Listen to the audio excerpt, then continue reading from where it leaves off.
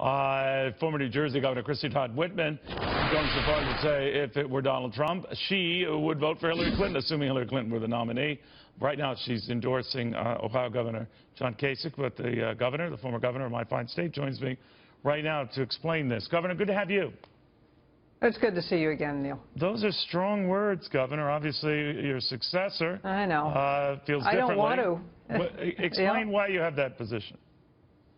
Because if the choice is between Donald Trump and Hillary Clinton, I'd have to think seriously about voting for Hillary Clinton. I don't see sitting out an election. That's unfortunately what too many people have been doing for too long and has gotten us to this place.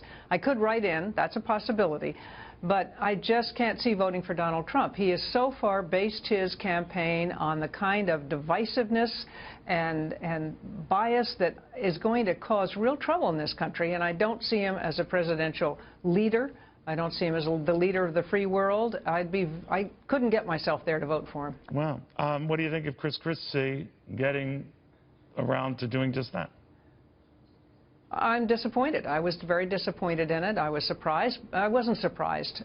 But given all that he had said about Donald Trump on the campaign trail, and those were things with which I agreed, it was a big turnaround for him. I presume that there's something in him for the future, or he has gotten some kind of agreement from Donald Trump. But, you know, for the governor of a state as diverse as New Jersey to be able to be comfortable with someone who just dismisses whole groups of people because of their ethnicity, where they come from. I mean, the Mexicans coming across the border, they're all rapists and murderers, or not murderers, he didn't say that, but they're criminals and rapists. He did say that part of it.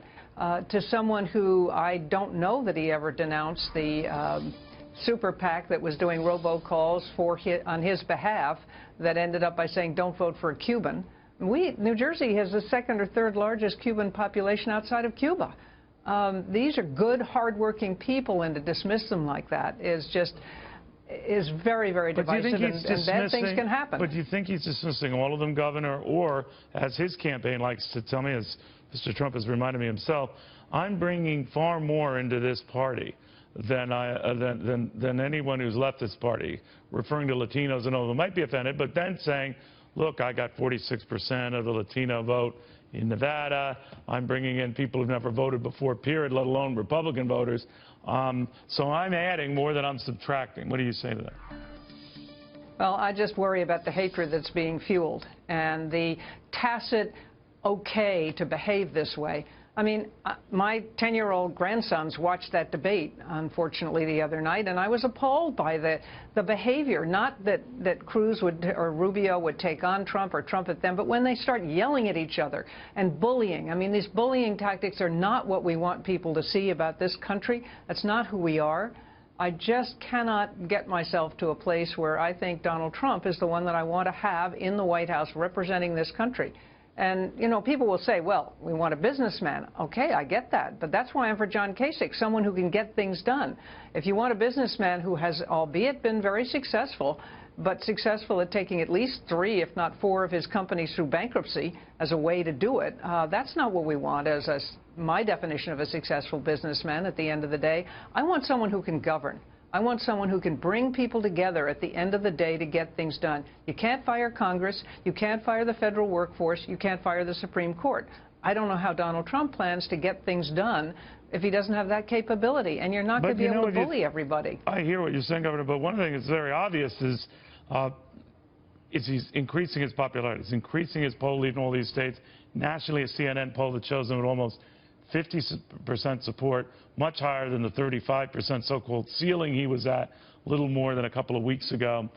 So I guess what I'm asking you is his very, emergence and his continued success has prompted candidates like Marco Rubio, for example, to return fire with fire, to return, a little zinger with a little zinger. Sure. What do you think of that? You start descending downward. I mean, we've seen this happen around the world before, and it's not a pretty sight, and I don't believe that's where we want to be. But it does appeal. People, listen, you know, Neil, we've talked about this. People are frustrated and they're angry because government just has not been working for them. It hasn't been. And unfortunately, that's continuing, but it's going to get even worse if you have somebody at the top who won't work with the other side, who absolutely refuses, who says they're all idiots. Anybody that disagrees with them, he demeans them. That kind of thing is not going to enable him to, he being Donald Trump, be able to run the country in a positive way.